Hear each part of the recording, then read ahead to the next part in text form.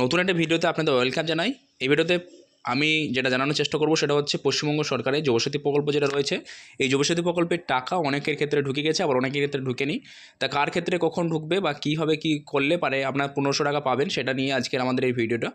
তা ভিডিওটা প্রথমেই বলে রাখি যে ভিডিওটা যদি আপনার কাছে নতুন যেয়ে থাকে বা আপনি যদি নতুন এই ভিডিওটা পেয়ে থাকেন, তো অবশ্যই আমার চ্যানেলটিকে সাবস্ক্রাইব করে নেবেন এবং পাশের নোটিফিকেশন যেটা রয়েছে সেটা আপনি দাবিয়ে দিবেন। তাহলে এক্ষেত্রে আপনার কাছে আমার ভিডিওগুলো পরবর্তী সময় খুব দ্রুততার সাথে পৌঁছে যাবে। এখন বলে রাখি যে যুবশক্তি প্রকল্প যেটা রয়েছে সেটা কিন্তু আমরা সকলে যুবশক্তি প্রকল্পের ফর্ম জমা দিলেও আমাদের কিন্তু মোবাইল SMS কিন্তু যুবশক্তি প্রকল্পের অনেক সময় আসেনি বা অনেকের ক্ষেত্রে আসেনি।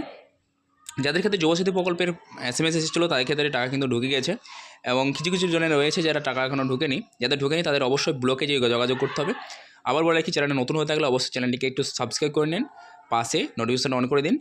আচ্ছা, মূল ভিডিওতে যায় এবার। পশ্চিমবঙ্গ সরকারের যুবশক্তি প্রকল্পের টাকার ফর্ম ফিল আপ জমা দিলেও আমাদের সাধারণত 14ই মার্চ আমাদের মোবাইলে, প্রত্যেকের মোবাইলে একটা কিন্তু মেসেজ এসেছিলো। যাদের মোবাইলে আসেনি কোনো টেনশন নেওয়ার দরকার নেই, আপনার মোবাইলেও আসবে, অথবা না আসতে পারে, ডাইরেক্ট মোবাইলে SMS আপনার ঢুকে যেতে পারে।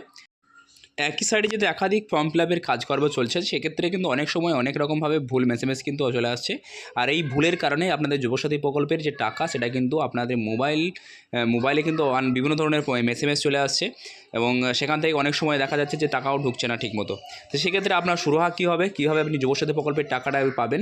দেখুন, এটা আমার একটা পরিচিত বন্ধুর বা পরিচিত লোকের একটি ফর্ম ফিল আপ ছিল। সে যুবসাথী প্রকল্পের ফর্ম ফিল আপ করেছিল, কিন্তু তার মোবাইল SMS ছিল লক্ষ্মীর ভাণ্ডার প্রকল্পের ফর্ম জমা দেওয়ার। সুতরাং আপনি যে তাড়াতাড়ি ফর্ম জমা দেন তার ক্ষেত্রে যে কোনো একটা SMS কিন্তু তার আসতে পারে এবং এ নিয়ে কোনো ঘাবড়ানোর কিছু নেই। হয়তোবা এখন ঢোকেনি আপনার মোবাইলে SMS, যদি না ঢোকে সেক্ষেত্রেও কিন্তু আপনি টাকা পেতে পারেন। যদিও দেখা যায় যে আপনি আপনার মোবাইলে টাকা মেসেজ আসেনি বা টাকা ব্যাংক ক্রেডিট হয়নি, সেক্ষেত্রে কিন্তু আপনার সবথেকে ভালো হবে যে আপনি বিডিও অফিসে গিয়ে একবার খবর নিতে পারেন বা আপনার স্ট্যাটাসটা চেক করতে পারেন।